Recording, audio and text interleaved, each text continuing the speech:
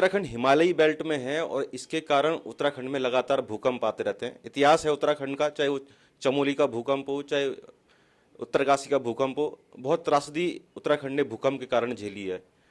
भूकंप को लेकर हमारे साथ अभी भूवैज्ञानिक प्रोफेसर एसपी सती मौजूद हैं। क्या संभावनाएं हैं इसको लेकर सर से चर्चाएं करेंगे। सर, अगर संभावनाओं की बात करें उत्तराखंड में भूकंप की, तो सर क्या संभावनाएं हैं, किस तरीके से जो इतिहास रहा है उत्तराखंड में भूकंप का रहा है सर?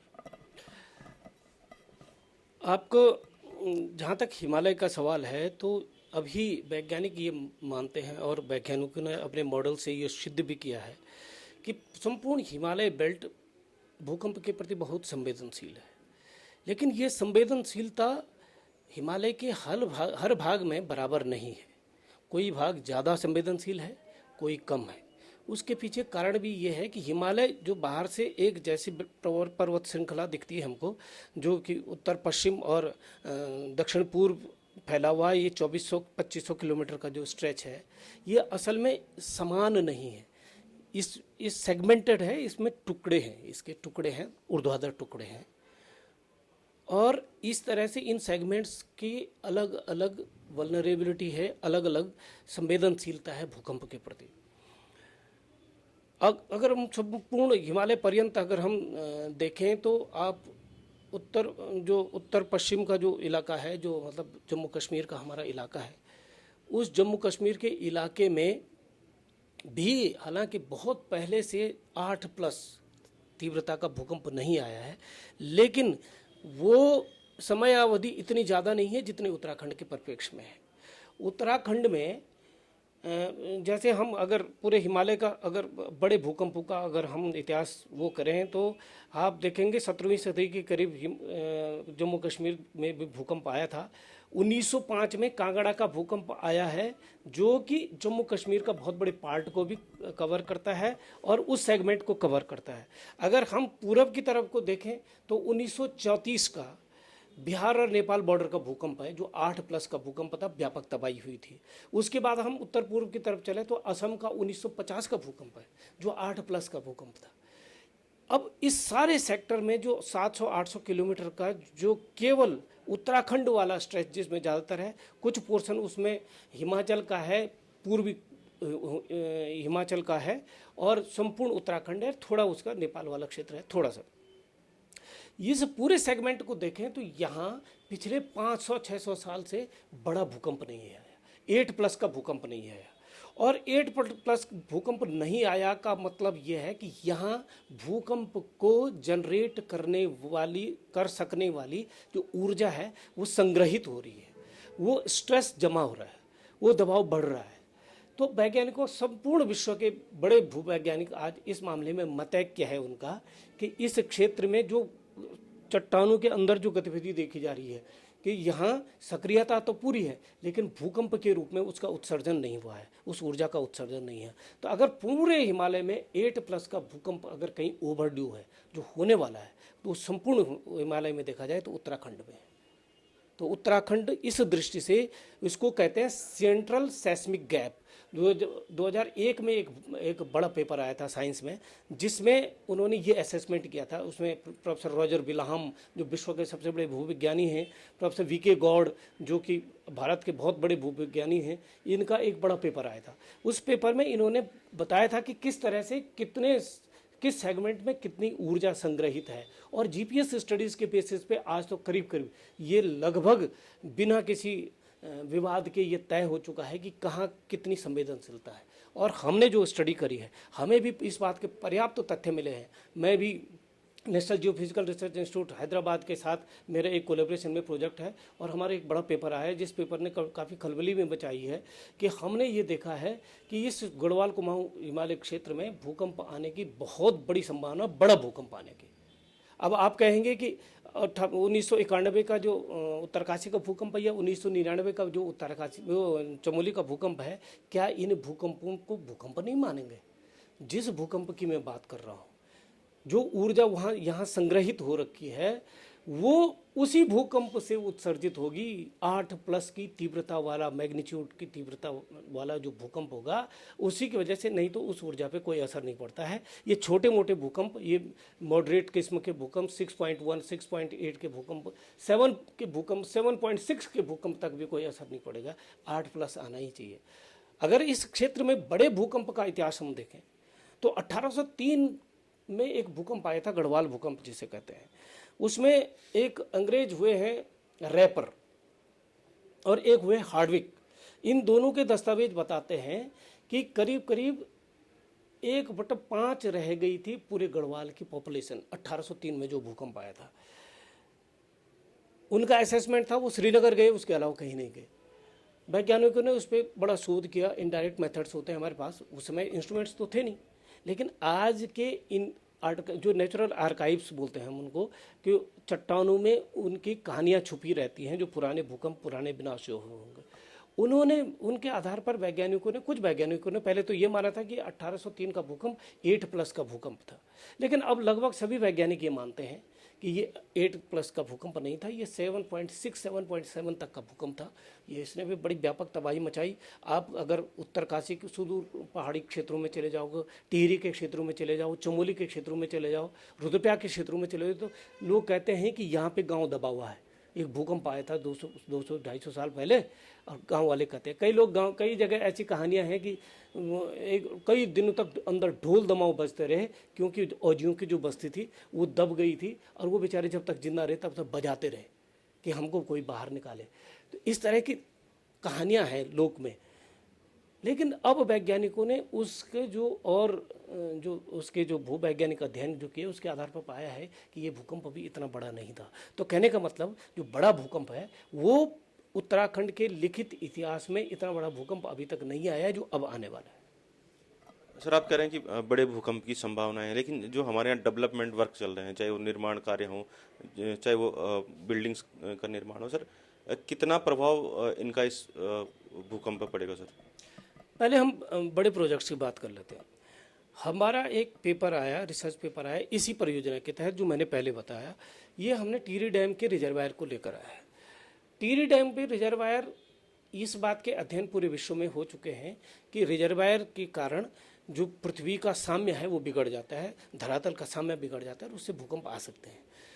टिहरी वाला जो रिजर्वायर है, टिहरी डैम का जो रिजर्वायर है, उसके आधार पर हमने जो जीपीएस स्टडीज वहाँ हाई वो वाले सोफिस्टिकेशन वाले हमने जीपीएस चारों तरफ लगाए, और उसके आधार पर हमने पाया कि जब जलाशय भरता है तो इधर उधर की पहाड़ियाँ नज़दीक आ जाती हैं, और जलाशय खाली होता है तो ये अपनी अपनी जगह पे चली जाती है। कहने का मतलब सांस जैसे ले रहा है, जैसे पानी भरा अक्टूबर नवंबर तक, ये पहाड़ियाँ नज़दीक आ गई, और फिर जुलाई अगस्त में पानी खाली हुआ तो ये अपनी जगह पे चलेगी। अब ये जगह अगर ऐसी अगर स्थिति पहाड़ियों की हो रही है, धरा की हो रही है, तो ये मेरे हाथ जैसा तो मामला है नहीं, ये तो सॉलिड रॉक्स हैं। इसका मतलब ये है कि उन पे कोई प्लेन है, उन पे कोई दरारें हैं जिन पर विस्थापन हो रहा है। तो ये खुद में, ये पेपर अपने आप में मुखर गवाही दे रहा है कि इस तरह के प्रोजेक्ट से भूकंप आ सकते हैं, और इससे इन प्रोजेक्ट्स का भविष्य क्या होगा। फॉर एग्जाम्पल, मैं ये कहता हूँ कि अगर ये भूकंप जो आता है उससे टिहरी डैम महफूज रहता है। कहते हैं 9+ तक के भूकंप को भी सह सकता है, डैम अपने आप में महफूज रह सकता है, लेकिन जो चारों तरफ से जो पहाड़ियाँ पलटेंगी, इतना बड़ा अगर भूकंप आ गया, जो इसके कैस्केडिंग इफेक्ट्स होते हैं, मतलब एक ही इफेक्ट नहीं होगा। उसके बाद अगर पानी ब्रीच होता है, वो पानी ब्रीच होता है, और वो पानी इतनी बड़ी तादाद में सडन पानी नीचे की तरफ होगा, तो डाउन स्ट्रीम में कितनी बड़ी तबाही, इसका कोई असेसमेंट हमारे पास नहीं है। इसी तरह से बड़ी बिल्डिंगें जितनी पड़ रही है, मैं देहरादून में देख रहा हूँ कि 11-11, 12-12, 15-15 मंजिलें बन रही है। हमारे पास कोई ऐसा उदाहरण नहीं है कि इस तरह, भले ही वो अपने हिसाब से वो बोल रहे हैं भूकंप रोधी है, लेकिन हमारे पास इस तरह का पुख्ता सफलता का कोई एग्जाम्पल हमारे पास नहीं है जो ये बताने के लिए काफ़ी हो कि भैया ये स्ट्रक्चर महफूज रहेंगे 8+ के भूकंप के। हमारे पास नहीं है। हमने भुज में देखा है, जिस तरह से भुज का जो भूकंप आया था सन 2000 में, उस भूकंप में साफ साफ भुज की बहुमंजिला इमारतें ताश के पत्तों की तरह गिरी थी। यहाँ जो देहरादून की जो भूमि है ये पहाड़ के जस्ट बाद लगी हुई भूमि है। तो पहाड़ के बाद जैसे ही स्लोप नीचे को थोड़ा कम होता है, पहाड़ की सारी गाद उसमें जमा हो जाती है।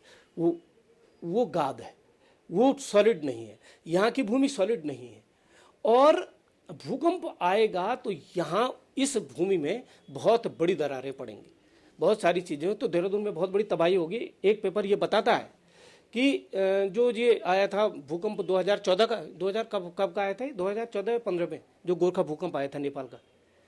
इस नेपाल के भूकंप ने जहाँ भूकंप का अभिकेंद्र था, जहाँ केंद्र था, जहाँ फोकस, जहाँ एपिसेंटर था, वहाँ उतनी तबाही नहीं मचाई, उसके तराई वाले क्षेत्रों में तबाही मचाई। इस भूकंप में भी जो उत्तराखंड का भूकंप आएगा वो देहरादून के नज़दीक नहीं आएगा। वो भूकंप आएगा तो जो भूकंप का जो तय एरिया है उस इलाके में आएगा। लेकिन सबसे बड़ा तैयार जो दरारें और जो यहाँ विध्वंस जो एग्रीवेट होगा वो तराई वाले इलाकों में होगा, उधम सिंह नगर में होगा, टनकपुर में होगा, काशीपुर में होगा, कोटद्वार में होगा, हरिद्वार में होगा, देहरादून में होगा। इस तरह से है। तो यहाँ संवेदनशीलता बहुत ज़्यादा है। जहाँ जिस तरह से कंस्ट्रक्शन हो रहे हैं, जिस तरह से बड़े लेवल पे मानकों की अनदेखी हो रही है। सर, जो अगर जिस तरीके से नई बस्तियों का निर्माण हो रहा है या शहर का डेवलपमेंट हो रहा है, उसको लेकर क्या कहेंगे सर? किस तरीके का खतरा है उसको लेकर भी आगे? नहीं, अनियंत्रित तो हो ही रहा। अब दून में मास्टर जो स्मार्ट सिटी का मास्टर प्लान आ रहा है, या मुझे नहीं लगता वो धरातल पे कहीं बहुत सारी इन चीज़ों को कंसिडर कर रहा है। और एक बात और भी है जो सबसे बड़ी, जिस पे शोध भी आए हैं, कि हमारे यहाँ सबसे ज़्यादा जो संवेदनशील पूरे पहाड़ में जो जो संवेदनशील जो सेंटर्स हैं वो हैं स्कूल्स। बच्चा सबसे ज़्यादा संवेदनशील होता है, बच्चों के स्कूल सबसे ज़्यादा पुख्ता होना चाहिए। आपको पता है 2000 में 26 जनवरी को जो भूकंप आया था उसमें कितने बच्चे मरे थे, जबकि बच्चे उस टाइम पे भूकंप आया जब बच्चे प्रेयर कर रहे थे, क्योंकि 26 जनवरी थी, वो उसमें थे, स्कूलों के अंदर क्लासेस में नहीं थे, तब भी सैकड़ों बच्चे मरे थे। अगर फर्ज करो भूकंप उस टाइम पे आ गया कि जिस टाइम पर बच्चे स्कूल में पढ़ रहा है अंदर, तो हमारे उत्तराखंड के स्कूल 80-90% कंस्ट्रक्शन ठेकेदारों और प्रधान जी और मंत्रियों की, नेताओं की मिली भगत से सबसे घटिया क्वालिटी का अगर कहीं भवन निर्माण है तो प्राइमरी स्कूल के भवन है, जो सबसे ज़्यादा मजबूत होने चाहिए थे। एक दूसरा, सबसे गांव वालों को, अच्छा उसकी पॉलिसी है कि वो पैसे गवर्नमेंट उस ज़मीन के लिए पैसे नहीं देगी, तो गांव वालों ने ज़मीन, सबसे ख़राब ज़मीन जो है, जिसकी साइट सबसे ख़राब है, वहाँ पे स्कूल बनाने के लिए दे रखा है ना। तो इन दोनों तीन चीज़ों को मिला के सबसे भयावह स्थिति में 60% से अधिक स्कूल बहुत ही वल्नरेबल सिचुएशन में है। इंटर कॉलेज भी उनमें है, इंटर कॉलेजों को थोड़ा ताज़ा कम, इंटर कॉलेजों में तब भी कंस्ट्रक्शन कंपैरेटिवली ठीक है। प्राइमरी स्कूल और हाई स्कूल, इंटर कॉलेज, इन सारे कॉलेजों में देखा जाए तो उत्तराखंड में सबसे संवेदनशीलता और एक मुश्त सबसे वल्नरेबल मास बच्चे वहाँ होंगे। और अगर भूकंप आ गया 10-11 बजे, जिस समय स्कूल चल रही है फुल स्विंग में, तो क्या होगा? सर, अगर सरकार की बात करें, सरकार कितनी संवेदनशील दिख रही है इसको लेकर सर? नहीं, कहीं की भी देखो, ये किसी एक सरकार की बात नहीं है। ये खाली पर्यावरण बचाओ या हिमालय बचाओ या इस तरह की चीज़ें, ये खाली नारों और प्रतिज्ञाओं तक सीमित है। कहीं भी नहीं दिखता है कि इसको कंसिडर किया जाए। हमने चारधाम वाले प्रोजेक्ट में देखा, बड़े लेवल पे सरकार के खुद के बनाए हुए नियमों का बहुत बड़ा उल्लंघन हो रहा है, बहुत बड़े लेवल पे उस उल्लंघन हो रहा है। डैम्स के मामले में बहुत, हर डैम के मामले में जो निर्धारित प्रावधान है सरकार द्वारा बनाए गए, उनका बड़े लेवल पे उनका उल्लंघन हो रहा है। और कंस्ट्रक्शन में आप देखो ना, देहरादून में ऐसा क्या हो गया कि पहले आपने 4 मंजिला की परमिशन दे रखी थी, फिर आपने 7 मंजिल तक की परमिशन दे दी, अब 11 मंजिल के तक की परमिशन दे दी। क्यों? आप उसके भूकंप की संवेदनशीलता को पुख्ता ठोस करके तब जा रहे हैं क्या?